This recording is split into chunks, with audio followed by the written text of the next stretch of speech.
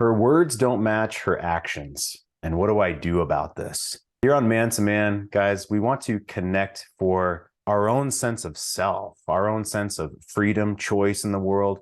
And when we turn our shoulders toward our career, we want to feel on fire. We want to feel inspired with our purpose. And when we turn our shoulders toward our relationship, we still want to feel freedom, but we want to know how to lead towards passion. We want to know how to be proud of ourselves in this time, especially during challenging times with your woman. Her words don't match her actions. What do I do about this? Well, let's start with some perspectives. I wrote these up. I see these all the time in my one-on-one coaching with men or my groups as well. But here's the first perspective. I want to bring you some awareness of you. We can only control our own selves, of course. This isn't about trying to fix her like she's broken, but we have to start with the ground floor, and the ground floor is us and these perspectives. Number one, do you believe in masculine, feminine polarity? Do you believe that that's important within a long-term monogamous relationship? Versus, do you believe that we're all just the same, that men and women have the same desires and needs, that we act the same, that we think the same,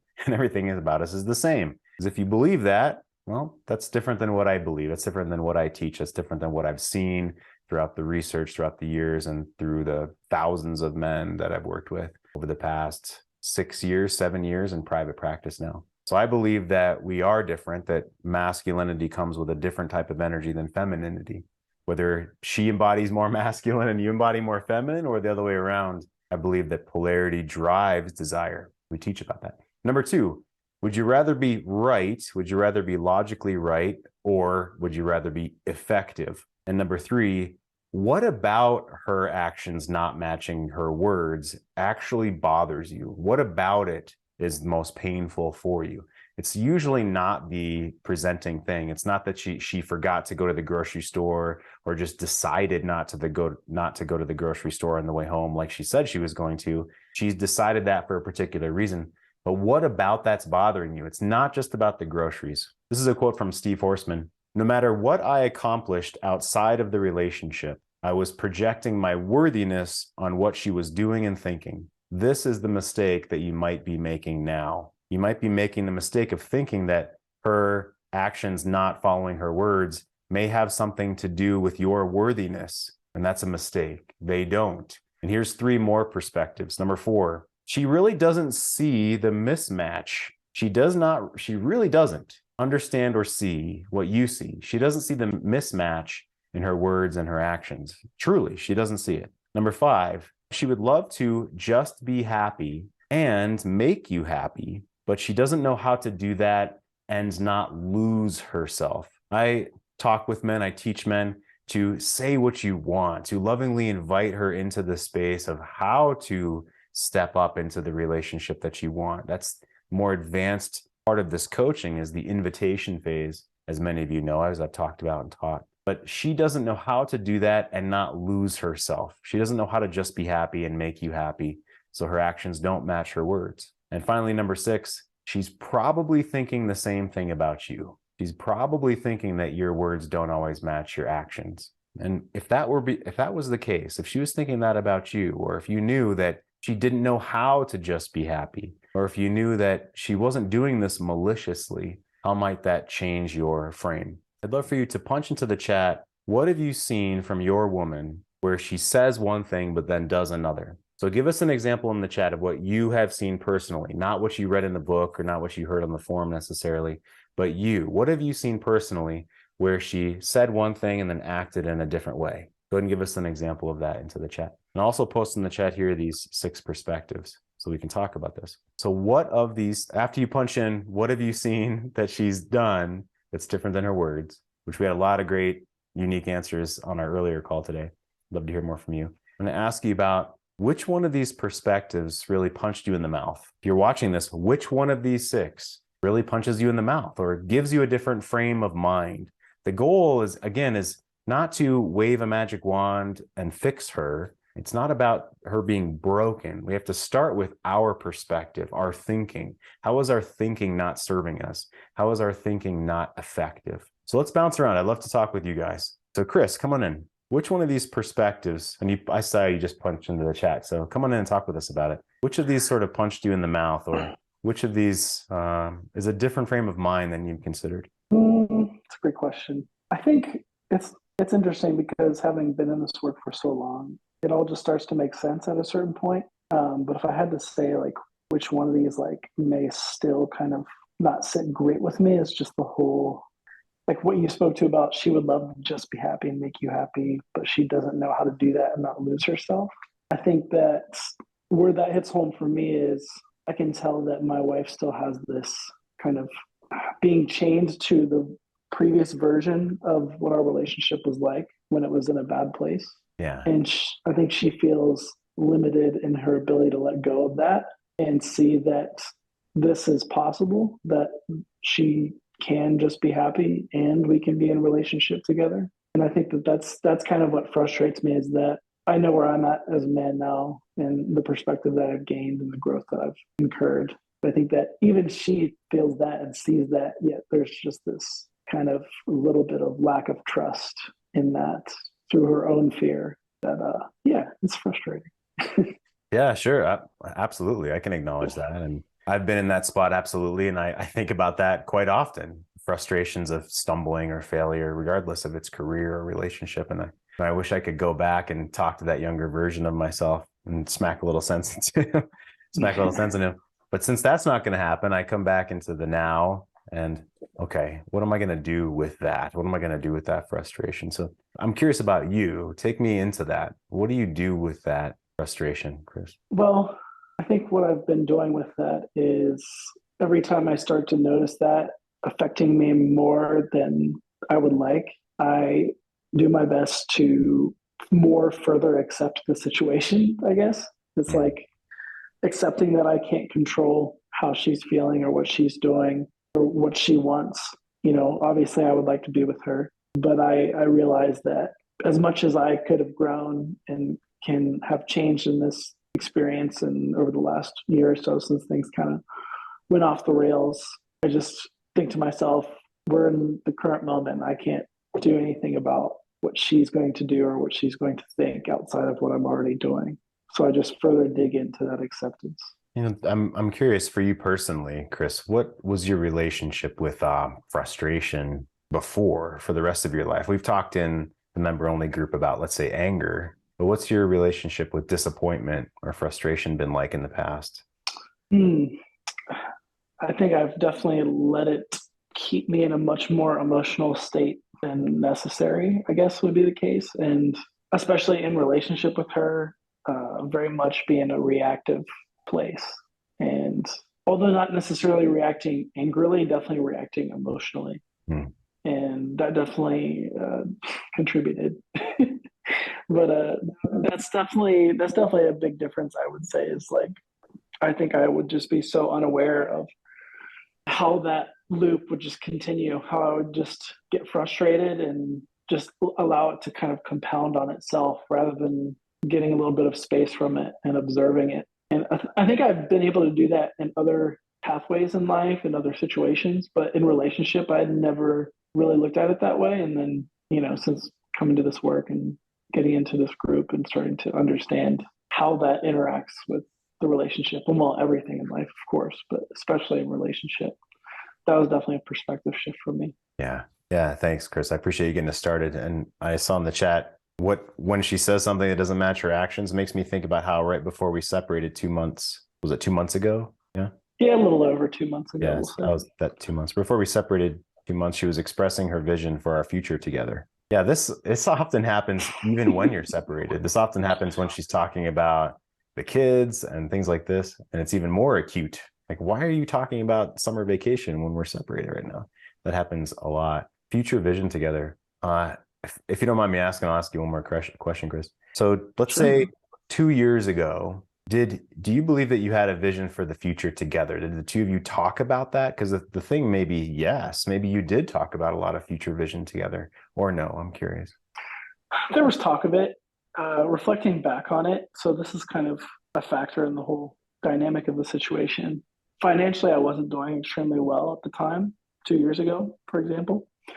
And I think that I kind of limited my expression of the future that I wanted with her because I felt like I couldn't lead into that because I didn't have the financial means to kind of create the ultimate vision for what I would have liked with her. Mhm. And so I think I limited myself because of that in expressing that with her and sharing that with her.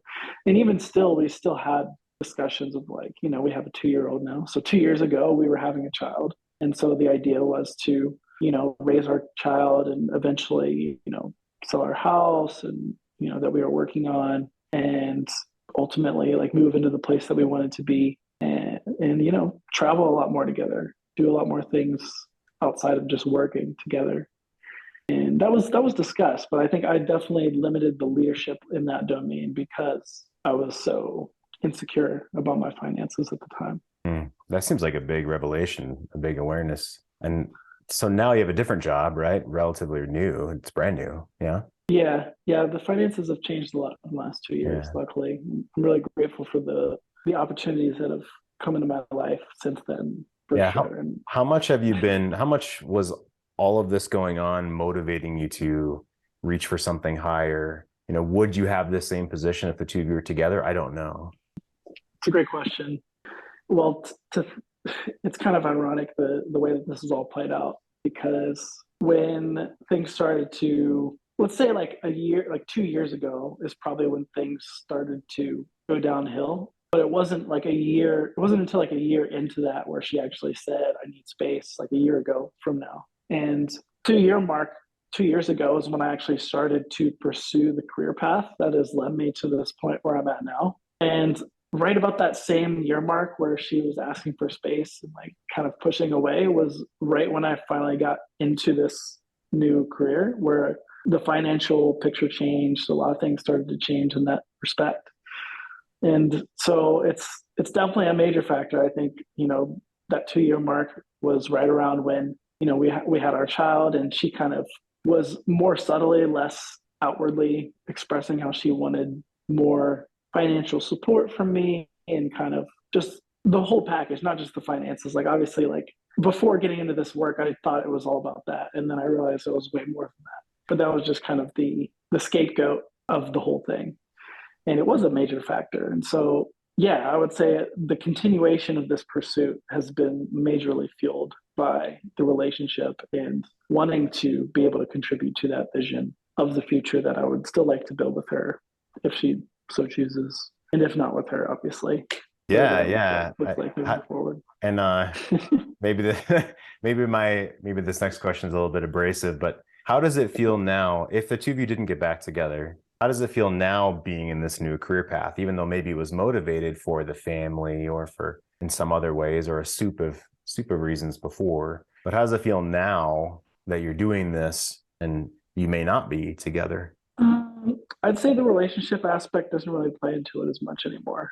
I just actually enjoy it, and it's provided me a lot of new opportunities for the future, and it's created a great lifestyle opportunity for me now. So really, I obviously would prefer to be with my wife, but I would still be just as grateful and just as happy that I went on this path and am in the situation I'm in now, regardless of how that works out. Yeah, it's incredible how pain brings about change in our own lives. Back in 2015, I was working in the school system, for those of you that know that story. And I decided to start my private practice in 2015, 2016, because we had my boss's boss came in and like shifted the whole department in my school. And I didn't think it was handled well. And I didn't think my principal handled things well. Long story short, that's what motivated me to actually start to go out and build my practice. And it wouldn't have been because of that. If it hadn't been because of that pain or that turnover, and just like there's no way I was going to continue to work there, I may not have been motivated to pull the trigger when I did. But it's just incredible how that works out, at least for men that are ambitious and striving and reaching forward and want growth and amazing things in our lives, like all of you do, and like you do, Chris. I think that's incredible. Yeah. Thanks for starting us off. Yeah. Of course. And just one last little note. Yeah, please. Like, it is funny. It is funny, like through this experience, how often I find myself having both thoughts of like, oh, this hurts so bad, but like, oh, I'm so damn grateful for it at the same time. And I know that looking back on this time, it'll be worth the pain either way. Yeah. It's kind of a mind fuck, but I'm totally there with you. Yeah. Like, Yeah. this is so painful, and I'm so grateful for it. Yeah. Appreciate it. Thanks, Chris. Of course.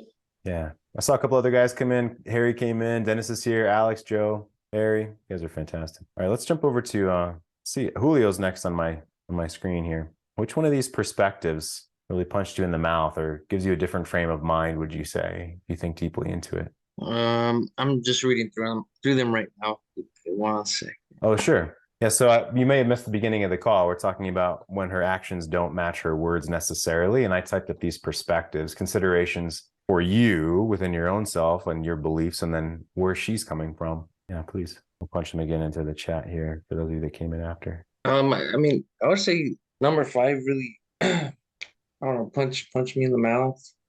I mean, I don't know if it punched me in the mouth or not, but I mean, I've see her do that, you know, and even now I'll see her do that. You know, sometimes I'll have the kids with me, and she's asked for space. You know, she's asked for, you know, she doesn't want. I guess just like that relationship. You know, we're married, but she's asked for that space, and at this point, I'm kind of letting that go and respecting that. You know, but every time I have the kids or I'm dropping off the kids, yeah, she'll like cook for me. You know, do little things like that. Yeah. Which, you know, I don't mind, you know, but you know, it can be confusing, you know. It's like, I mean, it's not confusing anymore. I think I have more clarity on kind of what she's going through as well. So, you know, I kind of leave that door open. I don't ask questions and I don't push on that. But yeah, she'll do little things like that, make food or yeah, just stuff like that. Or she'll ask to, you know, hang out with the kids and herself just for that little moment. You know, it's just little things like that, that she'll do. She'll text me sometimes, even though she's asked to stop for me to stop talking to her. Yeah. She'll text me. It'll start out. I think it'll start out as I don't know if it's an excuse or something, but with the kids, you know, if I could pick up the kids, you know, and you know, check my schedule, and then she'll be like, "Hey, how's your day going? How's work going? What's, you know, stuff like that." But yeah, and then even before, you know, when we were living together, we were in a relationship. She did a lot of things for me that I think she lost herself too, you know. Hmm. And I think that's part of why she's going through this process as well. I mean, she's pretty much directly said it, you know. She's like, I need to find myself. So, and I think that's part of why she's at here, or we're going through this here and now, because she did a lot of things for me, and I never asked for it, but I think for her that was the expectation as a woman for her, which I never really put that expectation on her. That was just something she put on and how she grew up. Sure.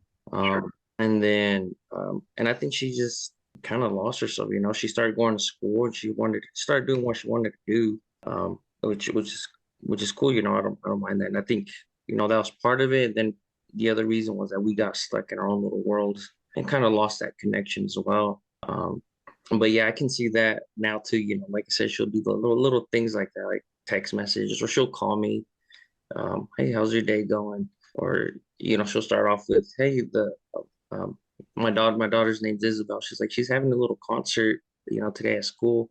Like, all right, yeah, I'll clear out a block for myself to go. All right, so how's your day going? Yeah. Yeah. And you know, like, okay, cool. Or like I said, I'll drop the kids off from school, and she'll you know, make food, and she'll offer me food, and of course I'm gonna take it. Yeah. Right. Yeah. Is there anything there that you don't want? Is there anything that you do you not Um, want to talk with her? Do you not want to share your day? Or how do you talk about it when she says, "How are you?" Honestly, I'm pretty open to it. I mean, it's like I said, I think I've had a lot of, you know, empathy from where she's coming from. You know, I feel myself sometimes like wanting things to work a lot sooner than later. Because sometimes it does feel like, I know last time we talked about how sometimes it feels like I'm being passive with our relationship, and it kind of just letting go. But man, I don't know. I don't think I have any frustrations or anything like that. Well, let me jump in It's and just, ask, what yeah. do you think is active then? If you're potentially being too passive, let's just play with that for a second. What would active look like? What's that look like in your mind? I I think just inviting her, excuse me, inviting her to go just spend time with her and myself, going out to the movies, having coffee together. I think just inviting her out a little bit more, which I feel like I haven't done. Because at the same time, I'm still respecting that she wants that space. Because like I said, I've asked before and she straight up rejected me. But that was at the very beginning of our separation. Now I haven't really asked. So I think active to me that's what it would look like for me. I think is it just inviting her to go do little things like that a little bit more. Um, I mean, I think I might ask. If I get rejected, then I'm okay with that. Yeah, that's a great question. I know Chris and I have talked a lot about this, who of course I was just talking with, and many men asked this question. I might suggest, if taking her out on a date basically is what you're saying, if that's if that's like an 8 out of 10, ask, hey, go to the movies with me or something. Well, who's going to be with the kids? She has to be concerned about, all right, their expectations. She has all this stuff. What if you just stepped outside with her? I don't know if you do this already. You picking up the kids, she's there. You say, hey, come watch the sunset with me. And you invite her just to step outside with you. See, she'll do that. If you're outside, ask her, hey, what's been inspiring for you over the last month? I haven't seen a whole lot of you face to face. What's been exciting about your life for you, for instance? Right? And see if she'll open more emotionally with you. That in and of itself, if she'll move to a different space with you, like follow your lead, do what you ask. And then if she'll talk about something that's important or emotional to her, that's enormous. And that's a lot easier logistically than trying to get her out on a date, for instance. It's a lot easier for her to say no to a date than it is just to like do something that you want to experience with her. Come outside, watch the sunset, tell me about your life. Man, I really like that. For some reason I think that's a great idea. Excuse my voice. I have the allergies and they mess me up, man. Sure. But yeah, I like that. I think, talking to you guys and you explaining that, I might have been just overthinking a lot of it too. And I think just doing something like that, it's pretty simple, and just inviting her just to a different space around the house or outside. I think I never really thought of it in that way. Yeah, I like that. Good. Yeah, I think we inadvertently put a bunch of pretense in our way. We put a bunch of stuff like, oh, let me invite her to this. Dinner and a movie is a big deal for a woman who's not sure if she even wants to be around you or doesn't feel safe for whatever reasons, or, all this built up story and all this stuff. But in her mind, it's real easy to just step out, look at the sunset with you or something like this. That doesn't feel like there's nothing in the way. There's all this complication in the way. Yeah. No, I like that. I never really thought of it that way. But yeah, that's cool. I like that. Yeah. You can get a real clear indication too if she's like, no, I'm not stepping outside with you. You can get it. Or if you ask her about her and she just doesn't want to talk, or she's closed down, right? You might notice that. Hey, right, you lovingly insist one time, tell me about yourself, or hey, I'm not going to bite you. You can tell me about your day. Joke about it, something. Play with it a little bit. See what happens. Yeah. Cool. Yeah, definitely. Thank you. Appreciate it. Yeah, bud. Thanks for bringing it up. Good to see you, Julio. Hey, Josh, coming in. We saw you in the earlier call today. Of these 6 perspectives, did you give me one from earlier? I added a few since the call earlier, if you noticed, Josh. Which one of these might shift your perspective? Or what do you think about these 6 things? I answered number 3 on the earlier call. And then, I don't know, a little bit of number 5, because I feel like she wants her to be happy, me to be happy, but she also doesn't want to lose what she's gained from trying to find herself. Yeah, and this was a little bit of what I was asking Julio too, of do you want to be eating meals with her and talking with her and connecting with her? There's many men that have been on this call and other calls that have said, she corners me for an hour or 2 hours and just talks and talks and talks, when maybe you don't want to be there for something like that, or that it's not appropriate maybe. How about you? She just invited me out to dinner today. Oh, yeah? Okay. Yeah, she's super mad at me, but she'll invite me out to dinner. Okay, like a date or with the kids. Gotcha. We came home from work and I had the kids in the backyard, and she's like, I have no idea what I'm going to cook for dinner. And I go, why don't you just go out to eat? And she's like, Mexican sounds good. Do you want to come? I was like, sure. Nice. One thing I praised you for last week, even though it was painful, I believe it was last week, Josh, that you were completely honest with her about what had happened, about, your experience. And even though it was painful, you didn't hold anything back. And there's a lot to be said about that. There's a lot to be said about, I don't want to say this, not to unload our own. What's that? I said you can be brutally honest. Yeah, I mean, it's not to unload our own conscience. It's not just to get everything off of our chest so we feel better. But you said it to clear the air between the two of you, so everything was on the table. Even though I know some men in the forum thought it wasn't that big of a deal, and some men thought it was more of a big deal. But to you, it was something that needed to be said. And I appreciate that authenticity and that vulnerability and honesty that you had with her. And that's a precedent. It's a precedent that that's the man that you are. Do you feel that? Yeah, I wanted to be honest because I didn't want to have because if I didn't tell her, I'd be manipulating her, and I don't want to manipulate her into falling in love with me, or you know what I mean? Like, yeah, I would just be living a lie. Like I have this thing that I did that isn't going to be on my mind. And if I did tell you, and would it be the same still, or you know what I mean? Yeah, absolutely. Well, good for you. I love it. And number 3, you said, what about this is bothering you really? What about her saying one thing and doing another bothers you, would you say? Because she said she doesn't want relationship, but then we're still doing stuff together. I mean, even if the kids are there, but I know sometimes it's different. Like if the kids are there, then it's like a different mindset for a woman. But in my mind, it's like we're still married and we're doing things as a family. So that's like we're having a connection still. Some type of connection for sure. Family type of connection, right? Yeah. Yeah. And so which part of that? It's that she gets, as you said earlier, she wants to pick what she wants to choose from the buffet. Yeah. She wants to segregate. She still wants to go to couples counseling, even though she said she doesn't want to work on relationships. So that's a little bit confusing. Yeah. It's, as we talked about earlier too, she wants to be taken seriously, it sounds like. Very. Yeah. So I told you the 10 rules, she said, and number 2 was we could see other people. That's right. I forgot about the 10 rules. Yeah. And I told the counselor about the 10 rules, and he said, I'm going to stop you right there at rule 2. Don't you find it counterproductive that if you two want to save this marriage, that you would go and see other people and bring another person into the scene? And she started to think, and she was like, yeah, that doesn't sound good. And I said to her, I was like, do you want to see other people? And she said, no. And I said, I don't want to see other people either. And then she goes, well, you better not. Yeah. She reminds me of, you know, when you're a kid and you got that piece of paper that spins on like a record player, and you take paint and you just start squirting paint on it, and the paint splashes all over the paper, just goes all these different directions, different colors. I don't know why, but she just reminds me of that. It's like she's squirting paint on the paper, and it's flying out, and she's thinking, oh, pretty colors. Look at all the shapes it's making. But make sure you follow my 10 rules. Like this is what it feels like to me. She's kind of all over. Her emotions are all over. It seems as though she knows what to say in the moment. This is exactly our theme. That's the feminine.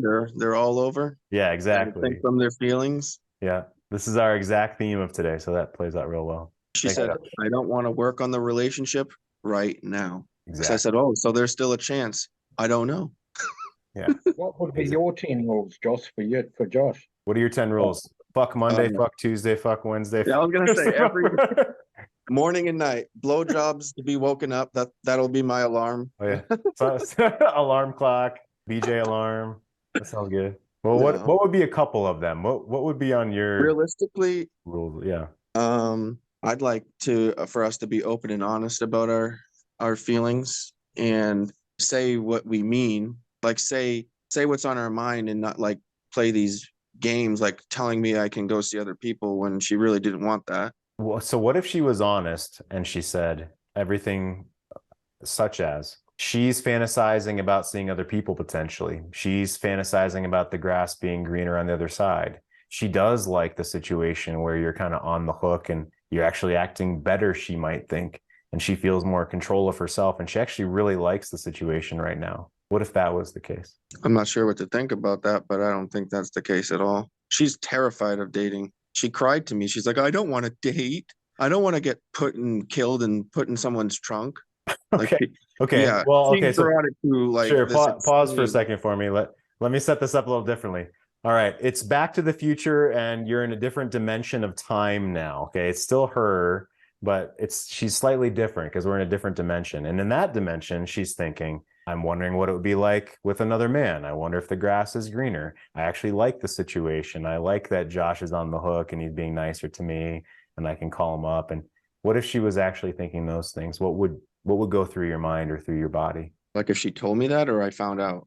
If she told you that, because you're asking for brutal honesty, basically, of each other's feelings. I'm asking, hypothetically, if she were to say that, what if that was the truth of right now? Well, the thought of her being with somebody else just disgusts me. So I would probably tell her, you need to cut that out, or I'm gonna find a lawyer, because I don't want to be with a woman that's gonna just go off and with another man when she's still married. Sure, I value what you said, and this is really important. So if she said, my feelings right now, my thoughts right now are, is the grass greener with someone else? If she's thinking, what would it be like to be with another man? So this is a thought. These are her thoughts and her feelings. Mm-hmm. Okay. She feels that way. So point being, let me just finish my thought there. Point being, if she tells you her thoughts and her emotions, she doesn't want to be then punished for them. If we have a reaction of, well, that disgusts me, and now we're kind of pushing her on it, threatening her on it, if she has a consequence from sharing her emotions, that's going to be really confusing to her. It makes sense to you and me. Oh, is that how you feel? Well, then I'm going to talk to an attorney. But if you really want her to share her thoughts and emotions, she has to be safe doing that. Just to feel try to not judge her for that. Correct. Yeah. Even though, you might have turmoil in your mind and in your body, but to not judge her. The new Josh would probably say, what does that look like? It's good. A what question or a how question, like we've talked about, like we've learned, right? What would that or you don't really want to ask why questions. Why would you do that? So you would maybe say, that's a good, so like what's the feeling behind that? You might ask her that. Yeah. Yeah, these are great questions. These are awesome questions. Where was this? I'm about to ask a question I think I've read in the forum here recently. I read in an article. Have you ever thought of other women? Have you ever been in the gym? Don't lie. Yes. Okay. Yeah. Funny it's hard story. to deny. Like I'm at the gym turning away from the absolutely painted on fucking pants that these girls wear. And but my wife, when we went to the gym, we were on the treadmill together, and this blonde woman with the biggest butt I've ever seen, she nudged me and says, look how fat her ass is.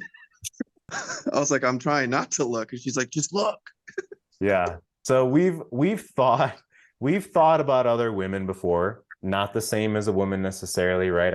It's not apples to apples, but we have had those thoughts before. And it doesn't mean that, right? It doesn't mean that you've literally done it necessarily. And her being open about, let's say, fantasies or her true emotions, this is one of the hardest times to do that, is when she's feeling disillusioned about the relationship. If she really were to open her truth to you, that'd be a valuable thing. Not that you agree with it or enjoy what she's saying, but yeah, if you could ask what questions or how questions, what would that be? How's a good how? Okay. I wasn't sure if how was a good opener question. Okay. Yeah. How might that affect our relationship? By the way, if you guys haven't read Never Split the Difference, the book by Chris Voss, it's an amazing book. Never Split the Difference. That's what we're talking about. Asking what questions or how questions, not so much why questions. Yeah. Go ahead, John. That's the book about the negotiator, right? Yeah, he's the retired FBI hostage negotiator. Yeah. It's an awesome book. Yeah, good stuff. Thanks, Josh. Thank you. Yeah. We have about 2 minutes left this evening, guys. I want to take a look at the chat. Does anyone feel like they really want to come in and share something and they haven't had a chance yet today? Maybe it's your first time and you want to say hi. Yeah, Harry, coming in. Just wanted to ask a quick question, Jeff. Yeah, please. I know you've coached a lot of guys who have been trying to get back with a wife who has divorced them. So have you ever seen any case where this has actually worked out, like long term, they get back together and they don't split up again and they're happy? So what's in your experience, has the success rate of that been? Yeah, I have couples that have gotten back together and have a new baby now, and the baby's would be about 2 years old now. There's couples that have been back together. Absolutely. It's unfortunate that many men that have tremendous success often don't hang around the forum, because the forum has a lot of painful stories. And right. So that's one thing. Another one is, this isn't my doing, but my uncle and aunt got divorced twice and remarried again each time. So they've been married 3 times. They're very happy. I don't know how happy they were to get divorced those times, but yeah, absolutely. People break up and get back together all the time. I mean, I know they do, but I mean, I follow a lot of coaches on YouTube and I'm on email lists and whatnot. But I've never seen anyone claiming any success. I would think that a coach would like to claim success, right? To show that his methods work. The only time I've seen a coach claim success is when the woman is trying to get back with the man who has left her. But the other way around, I've never seen a single claim by any coach anywhere. So that's why I'm asking this. Oh, so you have not seen one positive testimonial from any coach on the internet, period. So check out my website, greatmenmovemountains.com. There's testimonials on there. Okay. And yeah. Like I said, you're not going to see a lot of them. There are men there, and I think you know their names in the forum, but not a lot hang around after things are going well. I mean, think about what we as men often do, okay? We're not here for the fucking drama of this. We're not here for the soap opera.